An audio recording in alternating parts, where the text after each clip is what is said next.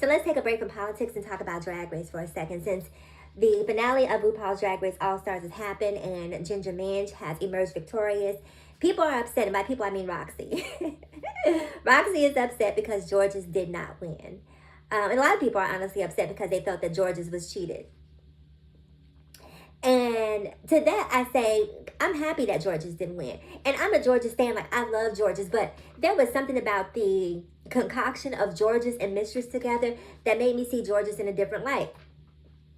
And one of the reasons I'm glad that Jorgeous didn't win is because Jorgeous essentially cheated her way into that finale. We don't know what would have happened if Jorgeous and Mistress wouldn't have cheated the girls earlier on. They played the girls and they kikied and they cackled in their faces. I don't know if I would have been able to stand it, to be completely honest with you. You know, I definitely have my triggers, and someone bullying me and trying to laugh about it in my face is definitely a reason, in my opinion, to be sent home. I'm ready to go. Bags are packed. I'm ready to go. Just send me home because me and her, we need to go outside. So seeing Ginger Minj win over Jorgeous, even though I prefer Jorgeous, I like Jorgeous, I thought Jorgeous did a great job. I'm glad she didn't win because to me it was karma. You don't want to reward bad behavior. And Jorgeous cheating the girls in their face. Like, and I know a lot of people try to play back to the villain edit with Anya, but Anya did not necessarily cheat, right? Anya was honest about what she did. She didn't lie and deceive. If she saw some embellishments sitting around, she said, girl, okay, I'll have that. If she saw a tarp laying on the ground, she unintentionally spray painted, and then she owned up to it. It wasn't like a blatant cheat, so to speak. So to me, it's different. And Jorgeous was not necessarily cheating on her own. She was following Mistress' lead. And I don't like a follower. I don't like a follower. And so for that reason, when I see Ginger Minj emerge victorious, I'm like, kudos, because that's the girl who should have won. Now, Roxy is upset. Roxy feels like the Latinx, Hispanic girls, Cuban, Mexican girls aren't necessarily getting their just deserves on RuPaul's Drag Race, and it's time for one to win. And I will say, as a black girl, I feel the same way. It's a show created by a black queen.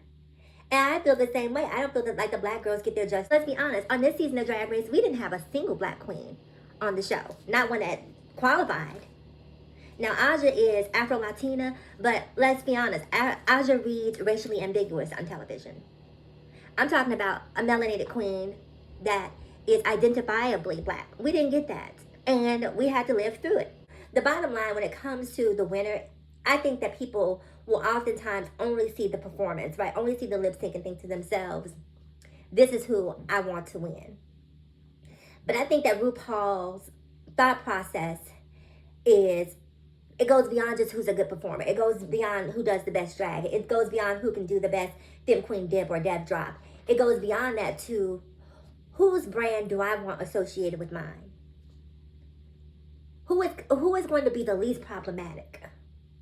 Who do I not have to worry about waking up and seeing a tweet about or a story on CNN because they've been involved in a drug bust or who knows what? And the bottom line is, Jorgeous is still young, still precocious, still growing, and you see that's evidence in the way she allows Mistress to lead her by the nose. She has not become her own full person yet.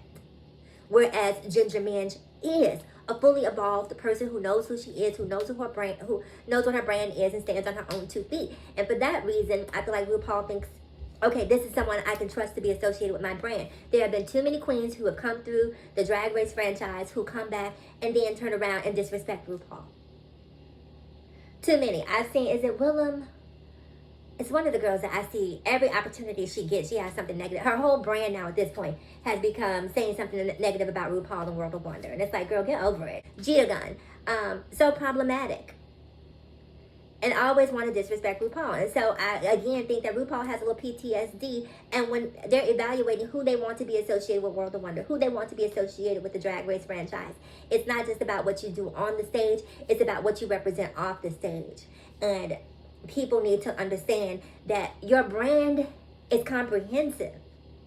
And if you're going to sit around talking about smoking blunts and getting high all day, Jorgeous, a lot of people aren't going to want their brand associated with that. That's just what it is. Anyway, congratulations to Ginger Minge. And yeah, comment below. I'll see you guys in the next video.